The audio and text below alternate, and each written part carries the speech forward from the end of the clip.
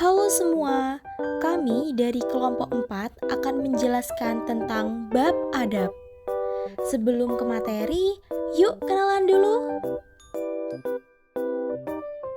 Perkenalkan, nama saya Arini Naura Ayuki, absen 4. Perkenalkan, nama saya Eka Septriani Farah Dewi, nomor absen 10. Perkenalkan, nama saya Lovely Amara Medina Ramadhani, nomor absen 17. Perkenalkan, nama saya Rafinda Safli Zakiah, nomor absen 25. Perkenalkan, nama saya Safira Azahra, absen 29. Perkenalkan, nama saya Zaskia Salsabila Jauza Atmaja, nomor absen 32. Perkenalkan, nama saya Koryatul Fitriah, nomor absen 33. Oke, jadi materi yang akan kita bahas dalam bab 4 ada 5 materi. Yang pertama, adab berpakaian. Yang kedua, adab berhias. Yang ketiga, adab perjalanan. Yang keempat, adab bertamu. Dan yang kelima, adab menerima tamu. Yuk simak video penjelasannya. Yang pertama, adab berpakaian. Al-Quran paling tidak menggunakan 3 istilah untuk pakaian. Yang pertama, libas. Yang kedua, khiyab atau thawb. Dan yang ketiga, sarobil. Yang pertama, kata libas berarti penutup. Hal ini cocok untuk sesuai dengan fungsi pakaian, yaitu sebagai penutup. Kata libas digunakan dalam Al-Quran untuk menunjukkan pakaian lahir dan batin. Dalam Al-Quran terbaca sebanyak 10 kali. Yang kedua, khiyab atau thawb, mengandung arti mengembalikan aurat pada ide dasarnya, yaitu tertutup.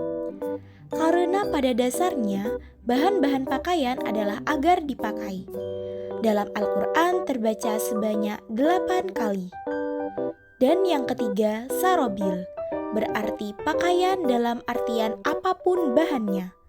Dalam Al-Quran terbaca sebanyak 3 kali. Dalam Al-Quran pada surah Al-A'raf ayat 20 menjelaskan peristiwa ketika Adam dan Hawa berada di surga, yaitu setan membisikkan pikiran jahat pada mereka agar menampakkan aurat mereka yang selama ini tertutup. Menutup aurat merupakan perilaku yang dilakukan oleh manusia, yaitu sejak Adam dan Hawa masih di surga. Namun, karena godaan setan, aurat manusia terbuka. Dengan demikian, aurat yang terbuka segera ditutup dengan pakaian yang sebagaimana tabiat awalnya. Membuka aurat adalah syaiton, dan karenanya tanda-tanda kehadiran setan adalah terbukanya aurat. Fungsi berpakaian. Yang pertama, sebagai penutup aurat. Kata aurat terambil dari kata ar yang berarti onar, aib, tercela.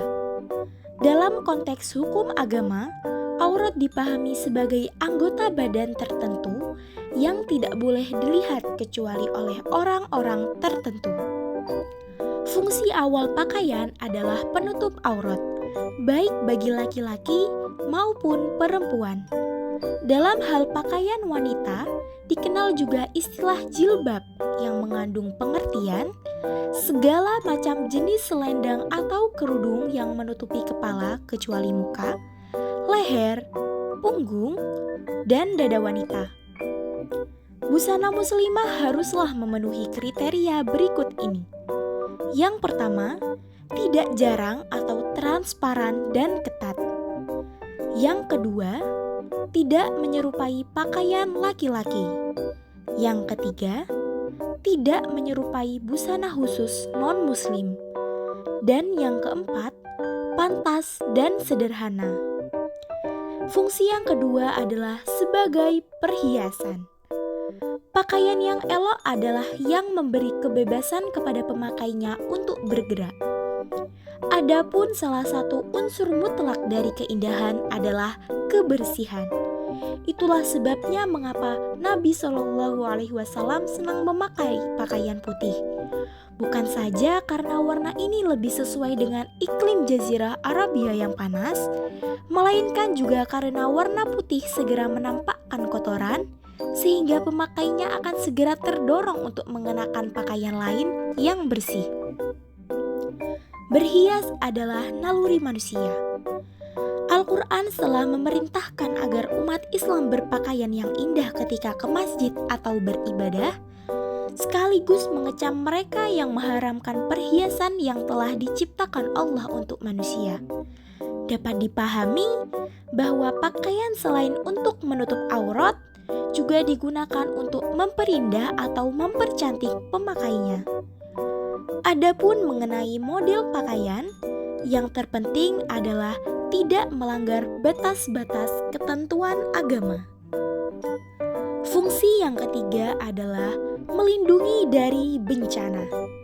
Dalam hal fungsi pakaian dapat melindungi dari bencana ditemukan dalam firman Allah Subhanahu wa taala dalam surat An-Nahl ayat 81 yang artinya, "Dan Dia jadikan bagimu pakaian yang memeliharamu dari panas dan pakaian yang memelihara kamu dalam peperangan.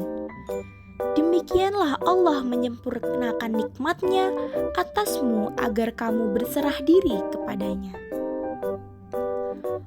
Fungsi yang keempat adalah sebagai penunjuk identitas. Dalam kategori yang pertama, pakaian harus menutupi aurat. Untuk aurat wanita adalah seluruh tubuhnya, kecuali tangan dan wajah. Dan bagi pria menutup anggota tubuh mulai pusar sampai lutut. Adapun untuk kategori yang kedua, mode pakaian boleh mengikuti perkembangan zaman, namun batas-batas ketentuan agama tidak boleh dikalahkan.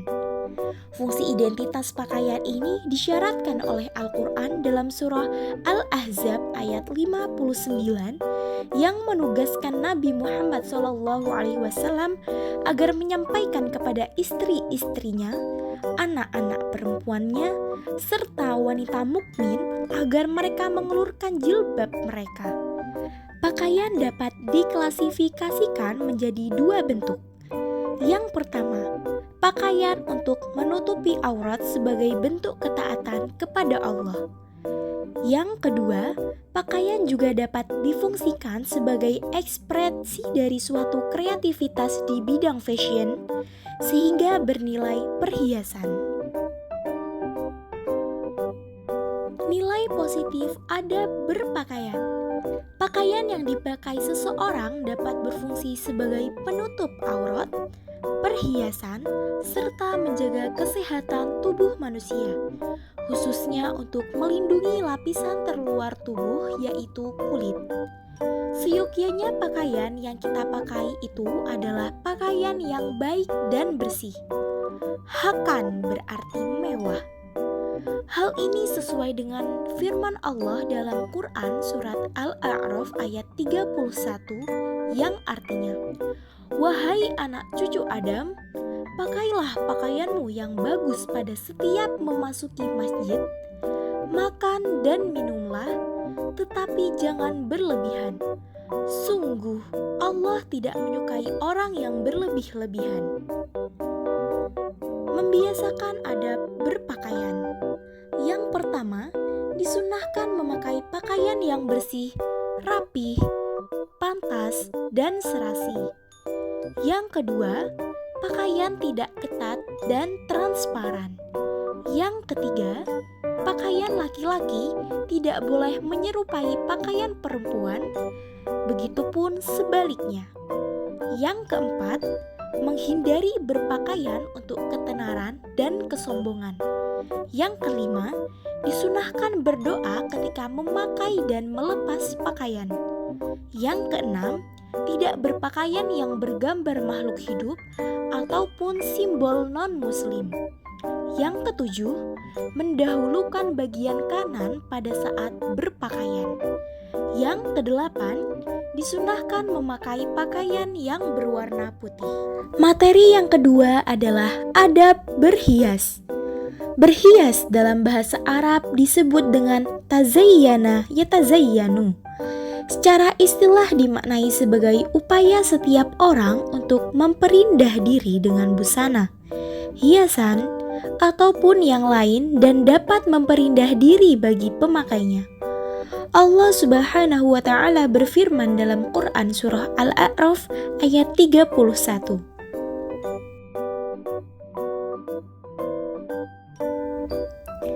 Nilai positif adab berhias. Seorang muslim atau muslimah yang berhias atau berdandan sesuai ketentuan Islam, maka sesungguhnya telah menegaskan jati dirinya sebagai mukmin dan muslim. Mereka akan merasa lebih nyaman dan percaya diri dengan dandan yang telah mendapatkan jaminan halal secara hukum. Berhias secara Islam akan memberikan pengaruh positif dalam kehidupan. Karena niat berhias adalah ibadah, maka segala aktivitas berhias yang dilakukan seorang muslim akan menjadi jalan untuk mendapatkan berkah dan pahala dari Allah Subhanahu wa Ta'ala. Bentuk adab berhias. Dalam ajaran Islam, perhiasan tidak sebatas pada penggunaan pakaian, tetapi mencakup keseluruhan piranti atau alat aksesoris. Berhias boleh saja, tetapi tidak boleh berlebihan. Ada beberapa barang yang dihalalkan bagi perempuan, tetapi haram bagi laki-laki. Di antaranya emas dan sutera asli. Dalam Quran Surat Al-Ahzab ayat 33, Allah menyebutkan dalam surah tersebut secara khusus ditunjukkan kepada kaum wanita muslimah agar mereka tidak berpenampilan seperti orang jahiliyah. Tanbarruj al-jahiliyah, yaitu berhias dengan maksud untuk mengundang rangsangan pada kaum wanita muslimah agar mereka tidak berpenampilan seperti orang jahiliyah. Tanbarruj al-jahiliyah, yaitu berhias dengan maksud untuk mengundang rangsangan birahi terhadap lawan jenis yang bukan pasangannya. Aturan berhias bagi seorang muslim dalam berhias antara lain: yang pertama, niat yang lurus, yaitu berhias untuk beribadah sebagai bentuk nyata atas nikmat dan bertujuan untuk mendekatkan diri pada Allah. Yang kedua, tidak dibenarkan menggunakan bahan-bahan yang dilarang agama. Yang ketiga, dilarang menggunakan simbol-simbol non-muslim. Yang keempat, tidak berlebih-lebihan. Yang kelima, tidak berhias seperti orang jahiliyah. Yang keenam, berhias menurut kelaziman dan kepatutan dengan memperhatikan jenis kelamin. Dan yang ketujuh, dilarang berhias untuk keperluan berfoya-foya ataupun ria. Membiasakan adab berhias. Sejak awal agama Islam telah menanamkan kesadaran akan kewajiban pemeluknya untuk menjaga sopan santun dalam kaitannya dengan berhias. Berhias merupakan kebutuhan manusia yang dimana setiap manusia memiliki kebebasan untuk mengekspresikan keinginan, mengembangkan berbagai model menurut fungsi dan momentumnya. Sehingga berhias dapat menyatakan identitas seseorang. Islam mengajarkan untuk hidup secara wajar, berpakaian secara wajar, berhias secara lazim, jangan kurang dan jangan berlebihan. Beberapa hal yang diharamkan dalam perhiasan. Yang pertama, bagi laki-laki memakai emas dan sutera. Yang kedua, pakaian yang mempertajam bagian tubuh, yaitu pakaian ketat. Yang ketiga, laki-laki menyerupai wanita dan wanita menyerupai laki-laki. Yang keempat, pakaian yang berlebih-lebihan dan untuk kesombongan. Yang kelima, tato dan mengikir gigi. Yang keenam, menipiskan alis. Dan yang ketujuh, menyambungkan rambut. Materi yang ketiga adalah adab perjalanan. Perjalanan telah menjadi kebiasaan masyarakat Arab sebelum Islam lahir. Dalam bahasa Arab ditemukan kata rihlah atau safar yang mempunyai pengertian sama dengan perjalanan. KBBI memberikan makna perjalanan sebagai perihal cara, gerakan, dan sebagainya, berjalan atau bepergian dari satu ke tempat lain untuk suatu tujuan. Secara istilah, perjalanan diartikan sebagai suatu aktivitas untuk keluar rumah dengan berjalan kaki atau menggunakan kendaraan yang mengantarkan kepada tujuan dengan maksud atau tujuan tertentu. Bentuk adab perjalanan. Yang pertama, adab sebelum berangkat. Kegiatan manusia tidak bisa dipisahkan dengan aktivitas di luar rumah. Keluar rumah dimulai dengan pamitan atau minta izin pada orang tua. Apabila mengadakan perjalanan jauh, maka pamitan kepada para tetangga. Ketika meninggalkan rumah, seraya berdoa. Yang kedua, adab ketika di perjalanan. Apabila bepergian menggunakan kendaraan, baik sebelum berangkat maupun sudah sampai di tempat tujuan, maka hendaklah mengucapkan doa. Ketika dalam perjalanan melihat sesuatu yang indah, hendaklah mengucapkan subhanallah. Hal yang paling penting adalah ketika menikmati makanan atau minuman di perjalanan hendaknya membuang sampah pada tempatnya. Akhlak perjalanan antara lain, yang pertama, berjalan di sebelah kiri, menyesuaikan aturan negeri yang bersangkutan. Yang kedua, jangan berkejar-kejaran di jalan, berteriak, dan sejenisnya. Yang ketiga, apabila berjalan kelompok, jangan mengganggu atau menghalangi pengguna jalan yang lain. Yang empat, jika menemukan benda-benda berbahaya, misalnya paku, pecahan kaca, dan lain-lain, hendaklah diambil dan dibuang ke tempat sampah. Jika ada trotoar, maka berjalanlah di trotoar. Dan yang keenam, jika hendak menyeberang jalan, hendaklah menyeberang di tempat-tempat penyeberangan seperti zebra cross dan jembatan penyeberangan. Yang ketiga adalah adab ketika kembali dari perjalanan. Sebagai ungkapan rasa syukur atas keselamatan selama perjalanan, maka sesampainya di rumah hendaklah segera mengucapkan hamdalah, sujud syukur, dan sholat sunnah. Nilai positif adab perjalanan. Imam Al-Ghazali berkata, bersafarlah karena dalam safar itu sesungguhnya memiliki keuntungan. Keuntungan safar diantaranya yang pertama, safar dapat menghibur diri dari kesedihan. Yang kedua, safar menjadi sarana bagi orang untuk mencari hasil usaha. Yang ketiga, safar dapat mengantarkan seseorang untuk memperoleh tambahan pengalaman dan ilmu pengetahuan. Yang keempat, dengan safar, maka seseorang akan lebih banyak mengenal adab kesopanan yang dimiliki oleh masyarakat yang dikunjunginya. Dan yang kelima, perjalanan akan dapat menambah wawasan dan bahkan kawan yang baik dan mulia. Materi yang keempat adalah adab bertamu. Manusia adalah makhluk sosial, maka interaksi antar sesama manusia adalah sanatullah. Sehingga kebiasaan bertamu sudah dilakukan oleh masyarakat sejak masa tradisional sampai dengan sekarang ini. Dalam pergaulan sehari-hari, istilah bertamu sering disamakan dengan istilah silaturahim. Memang, di antara tujuan bertamu adalah untuk menjalin silaturahim. Maka dari itu, penggunaan istilah bertamu dan silaturahim sering dipakai secara bergantian. Bentuk adab bertamu. Dalam bertamu, tentu saja ada tata cara dan adabnya. Hal ini bertujuan untuk menjalin hubungan yang harmonis dan langgeng.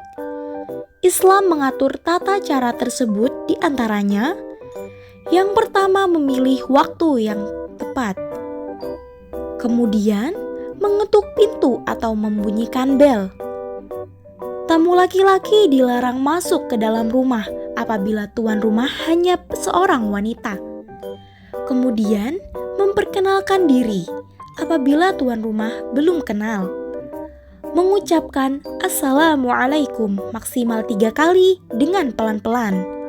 Apabila sudah dipersilahkan masuk, maka masuklah dengan sopan. Jangan duduk sebelum dipersilahkan.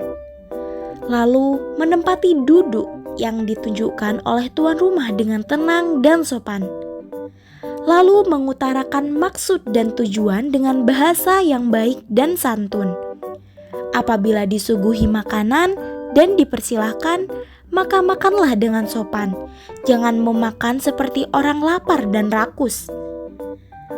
Selanjutnya, jangan melirik-lirik. Apabila dirasa sudah cukup, bersegeralah meminta izin untuk pulang dengan raut muka yang sopan dan ramah. Lama waktu bertamu maksimal 3 hari. Ucapkanlah Assalamualaikum sebagai pertanda pamit. Dalam hal izin memasuki rumah seseorang, Allah telah memberikan petunjuknya dalam Al-Quran Surat An-Nur ayat 27 sebagai berikut.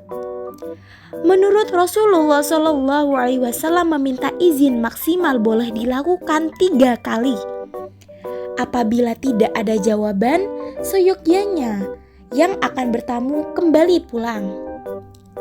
Jangan sekali-kali masuk rumah orang lain tanpa izin, karena di samping tidak menyenangkan bahkan mengganggu tuan rumah, juga dapat berakibat negatif kepada tamu itu sendiri. Nilai positif adab bertamu. Agama Islam telah mengajurkan bagaimana sikap seorang muslim yang sedang bertamu ke rumah sahabat, kerabat, ataupun orang lain.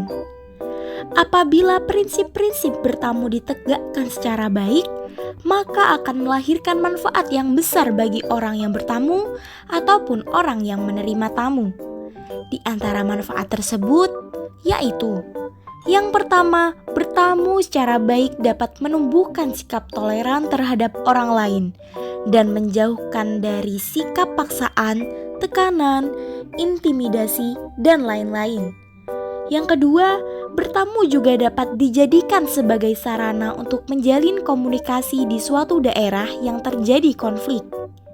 Yang ketiga, dengan bertemu atau bertandang, seorang akan mempertemukan persamaan atau kesesuaian sehingga akan terjalin persahabatan dan kerjasama dalam menjalani kehidupan. Membiasakan adab bertamu. Apabila kita mengetahui manfaat bertamu, maka kebiasaan bertamu harus dibiasakan dalam kehidupan beragama, bermasyarakat, dan bernegara. Karena dengan bertamu akan terjalin ukhuwah yang kokoh.